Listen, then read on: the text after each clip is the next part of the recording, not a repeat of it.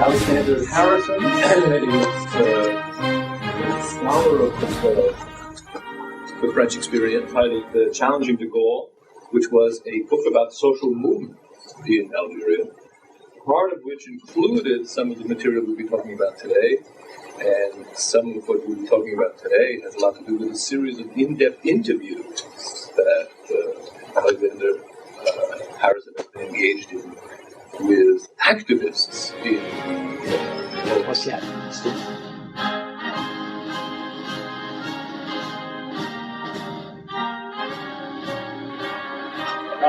Merci à tous. Alors, j'ai décidé de faire mon petit exposé en français. Parce que jusqu'à ici, tous les exposés qui ont été faits en anglais. Alors, puisque le français nous appartient à nous tous, puisque c'est notre langue du travail, alors, et comme il est bien évident qu'on ne va jamais faire de recherche avancée dans le cadre de l'histoire coloniale de France,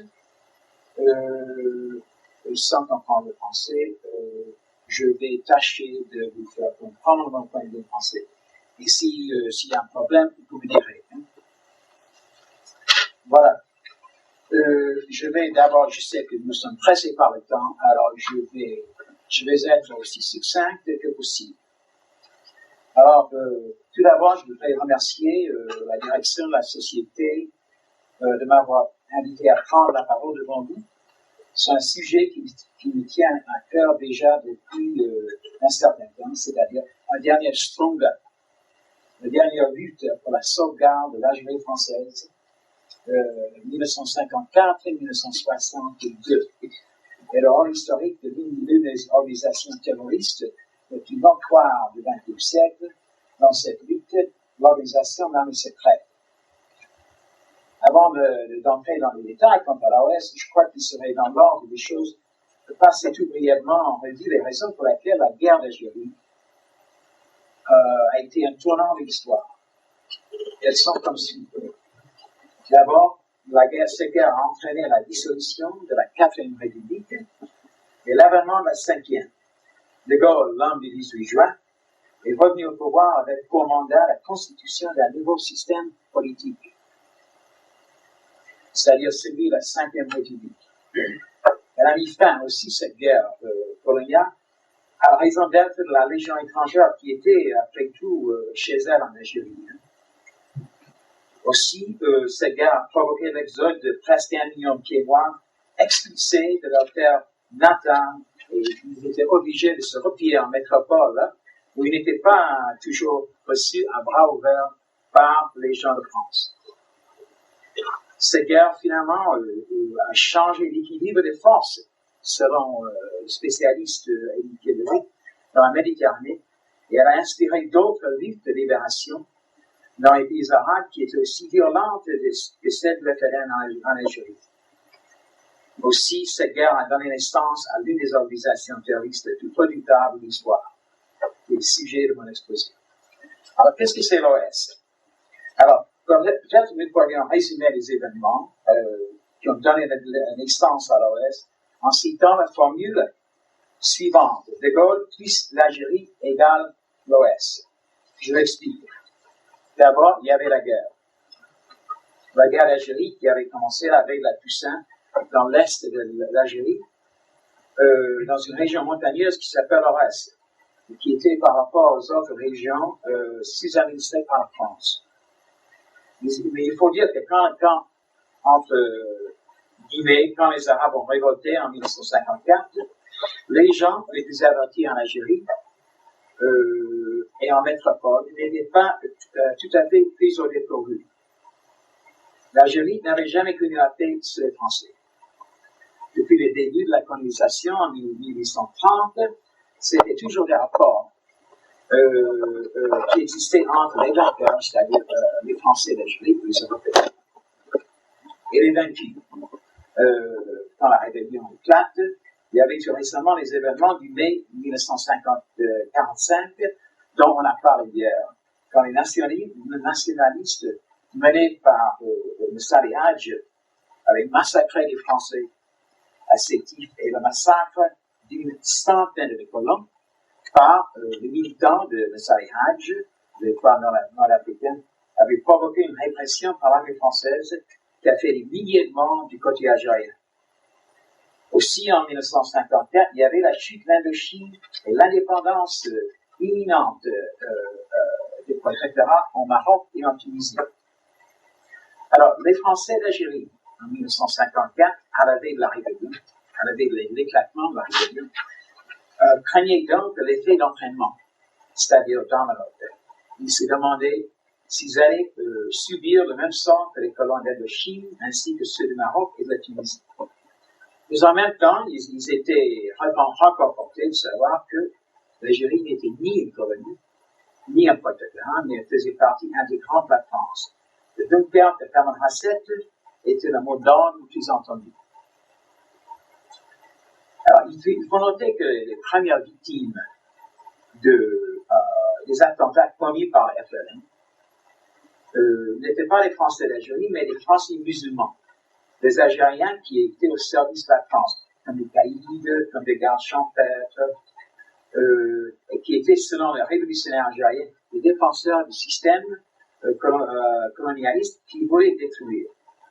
Qui faisaient partie des premiers commandos FLN. Surtout, c'était des militants algériens, dont beaucoup avaient une certaine expérience militaire, qui avaient fait la Deuxième Guerre mondiale, par exemple, de l'armée française, comme Ben Balin, comme Belkacem Prime, comme Boulaïd, ainsi que d'autres, Ben Torbal, et qui avaient été très proches aussi de Salih Hadj, mais qui avaient rompu avec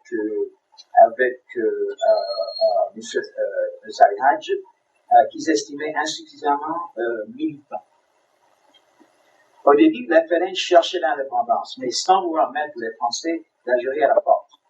Il n'y a que plus tard que les Algériens ont décidé de radicaliser le conflit en disant aux Français d'Algérie la valise ou le cercueil.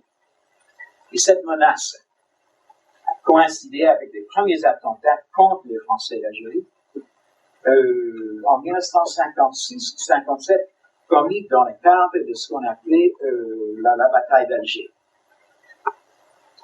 Alors, dès le début, les Français d'Algérie avaient quand même le pressentiment que le gouvernement français allait les abandonner. Que les communiqués officiels, nonobstant, que le gouvernement de Paris avait l'intention de les lâcher. Et c'est la peur qu'avaient certains pieds noirs, les Français d'Algérie, que tôt ou tard, ils allaient avoir à se débrouiller tout seuls.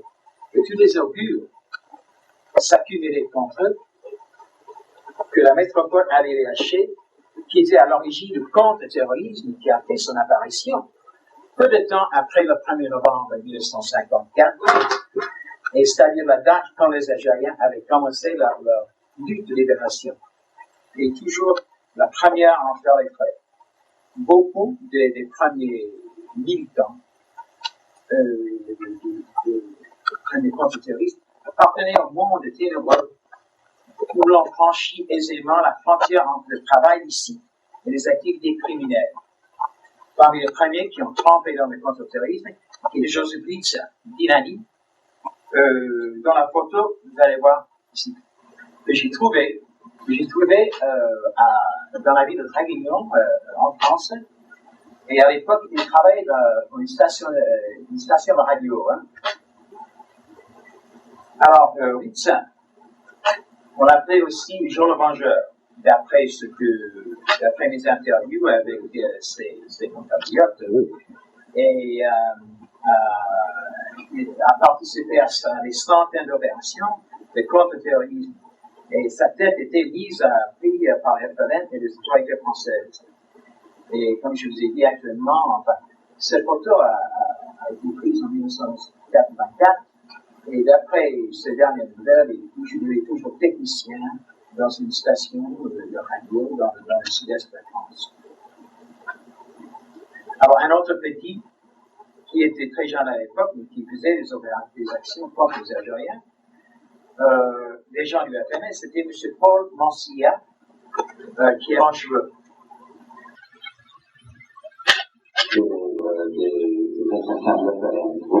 Mais il y avait des Européens qui étaient aussi visés Ah ben oui, tu n'es pas des opinions, et les gens ne m'aimeraient pas. Eh bien, je vous dirais pas, je ne faisais pas de distinction, hein, à ce point de vue-là. Vous savez, éliminer un Européen ou un Arabe, ça, je n'ai jamais fait de distinction, hein. Pour moi, c'est une équipe, donc je considérais ça comme des êtres. Mais je dirais franchement, j'aurais préféré, parce que nous sommes mariés avec ma femme, on a fait sauter l'église, enfin, une partie, je sais pas de où la vie. C'est au cas où ça. Voilà, c'est un extrait l'interview que j'ai faite de M. Paul Mossia. Alors, mais il n'y avait pas que des petits issus des milieux modestes qui ont pris des armes dès le début contre les Algériens. Il y avait aussi la fameuse Jean-Claude Pérez, qui était un médecin à Alger, et qui est devenu l'un des chefs de l'organisation de l'armée secrète. J'ai remarqué que les bourgeois, enfin des militants qui avaient un certain standing social en Algérie, quand ils sont venus en métropole, et s'ils avaient fait du succès en Algérie, en France, ils avaient fait du succès aussi. Alors, c'est M. Jean-Claude Pérez qui était chef de ce qu'on appelle l'ORO, l'Organisation renseignement opération de l'OS, que j'ai interviewé à plusieurs reprises en 1978. Il n'était pas difficile de trouver parce que son nom était dans l'annuaire. Bon, alors, l'inquiétude des civils en Algérie, qui étaient victimes des actions terroristes faites par les gens du FNL, a coïncidé avec la crise de conscience de certains militaires. Surtout les officiers et sous-officiers de carrière, soit de l'armée française, soit de la Légion, qui avaient passé presque toute leur carrière à défendre l'Empire français, et qui étaient allés de fête en défaite depuis la Deuxième Guerre mondiale, et qui étaient prêts à aller jusqu'au bout pour défendre la souveraineté française en Algérie. Un cas typique était le général Saran lui-même, l'ancien commandant en chef des forces françaises en Indochine, ensuite en Algérie. Il n'a pas déserté, il a pris sa retraite, mais ensuite il est passé à la clandestinité pour devenir le chef de l'OS elle-même. Voilà, le général Saran, dans son appartement, 41 boulevard Espagne, en 1978. Je vais vous faire écouter si tout marche. Maintenant, il parle de la clandestinité, de la vie clandestine.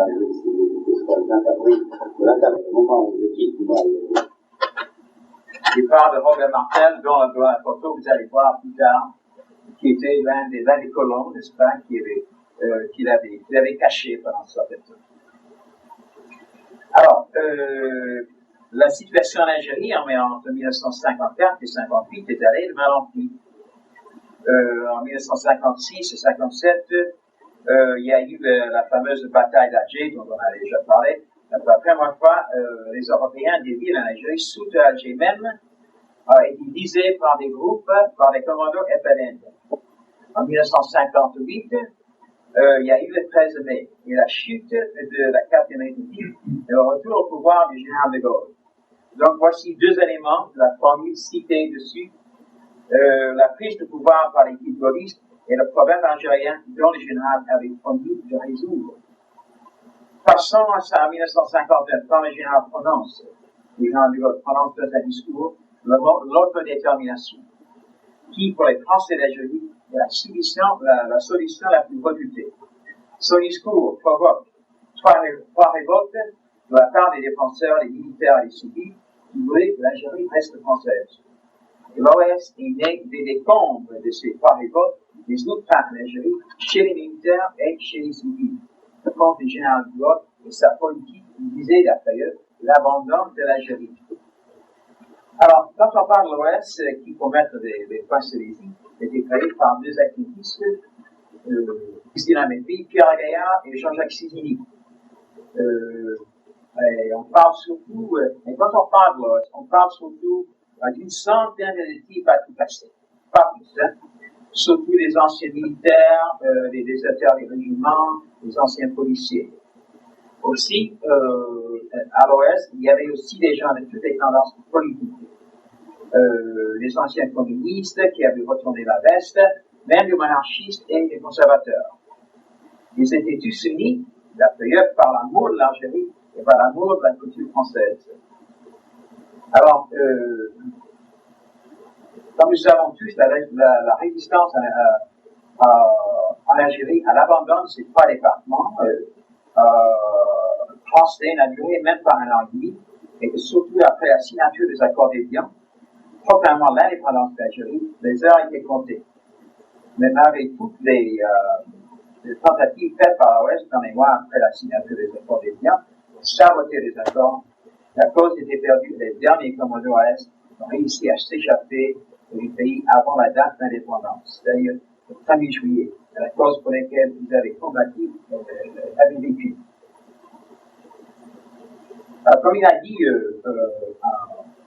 un collègue de César Hartmann, à propos de l'Ouest, rien n'est moins intéressant que les facteurs qui expliquent la défaite de l'Ouest.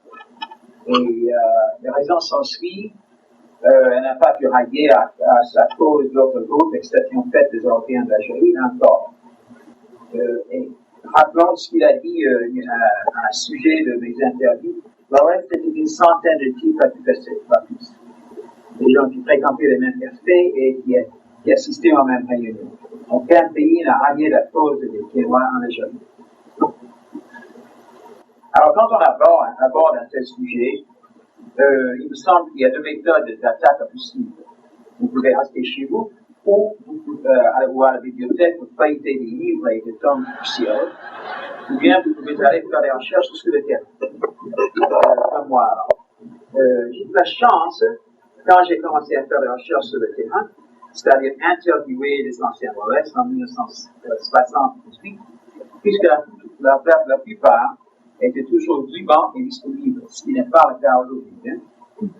Aussi, le problème algérien était plus proche de nous en 1978, sur le plan chronologique. À peine 16 ans avaient coulé depuis l'indépendance de l'Algérie. Il y avait une relation plus directe et intime entre leurs discussions et ce que j'ai essayé de faire, attirant l'attention du public sur les petits militants et les grands chefs l'Ouest. Et ceci étant, passons en projection dans le temps qui reste. Et je vais en vitesse, rapidement, vous expliquer de qui il s'agit. Allez-y. Voilà, M. Pierre Lagaillarde, qui était l'un des gens qui avait dessiné, n'est-ce pas, le sigle l'Ouest, mais il n'a jamais vraiment participé activement à la lutte en Algérie. Allez-y. C'est M. Jean-Jacques Sévigny qui était le chef d'action politique de propagande de l'Ouest. Il était médecin en Algérie, il faisait ses études à l'école de médecine en Algérie. Il est à l'heure actuelle médecin à Paris. C'est un psychiatre, je pense. Voilà,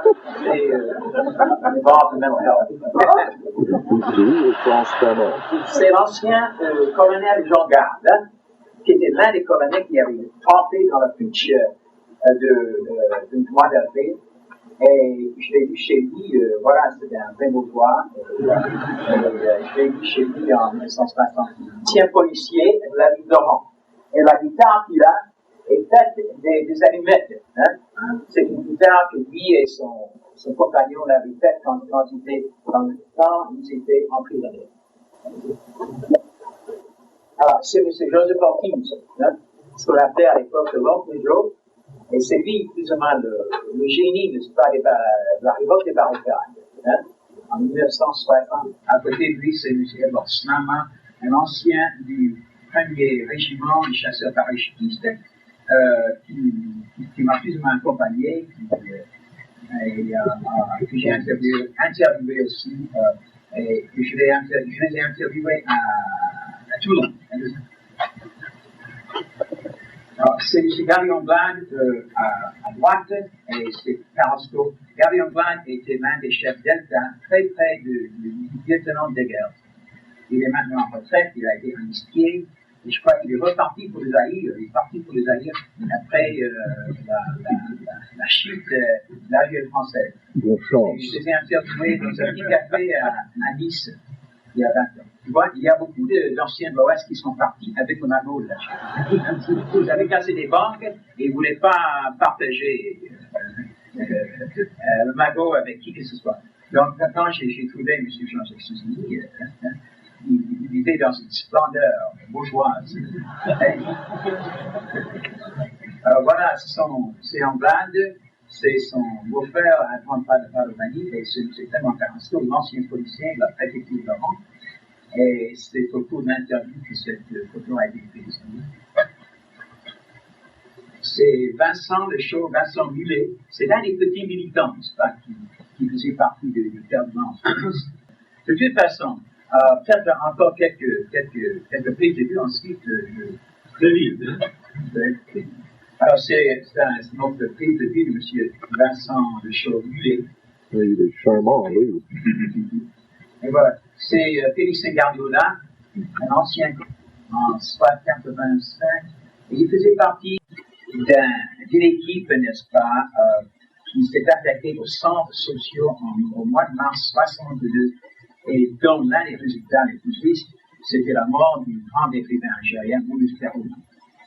Alors, il est très sympathique d'interviewer des gens qui ne sont pas sympathiques. Hein. C'est-à-dire que ce sont des gens qui étaient vraiment malgré ce qu'ils ont fait. Hein.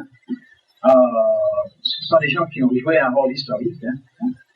Et c'est en effet, c'est cette guerre d'Algérie qui leur a permis de jouer ce rôle historique. Que ce soit en tant que petit militant, que ce soit en tant que chef. Merci de m'avoir écouté. Vraiment, moi, c'est un peu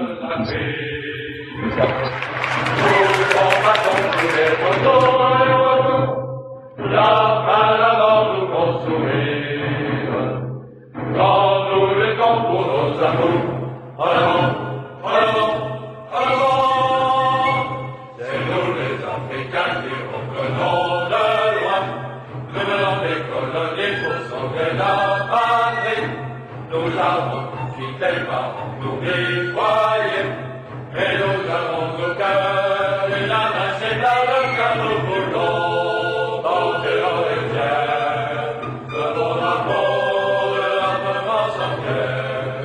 Et si quelqu'un venait à y toucher, nous serions là pour mourir accepter la tête en haut à nos amours.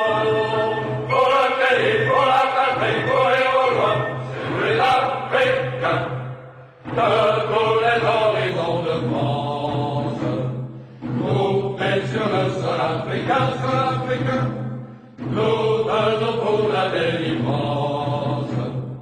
Et quand nous sautera demain, en avant, en avant, en avant. C'est nous les Africains qui revenons de loin, venant des colonies pour sauver la patrie. Nous avons fidèlement nous nettoyer, et nous avons au cœur une âme inséparable car nous voulons porter en rivière le bon amour, l'amour sans cœur. Et si quelqu'un venait à y toucher, nous serions là pour mourir accepter la tête en haut à nos amours. Pour le pays, pour la patrie, pour les rejoindre, c'est nous les Africains. Et lorsque finira la guerre, nous reviendrons dans nos gourmets, dans nos gourmets, le cœur joyeux et l'âme fière, d'avoir libéré le pays, en criant, en chantant, en avant. C'est nous les Africains qui revenons de loin, venant des colonies pour sauver la patrie. Nous avons fidèlement nous nettoyer, et nous avons au cœur une âme inséparable car nous voulons porter en rivière le bon amour, l'amour sans cœur. Et Si quelqu'un venait à y toucher, nous serions là pour mourir à ses pieds, la tête en haut, la nose à moi. Pour le pays, pour la patrie, pour les rejoindre, c'est nous les Africains.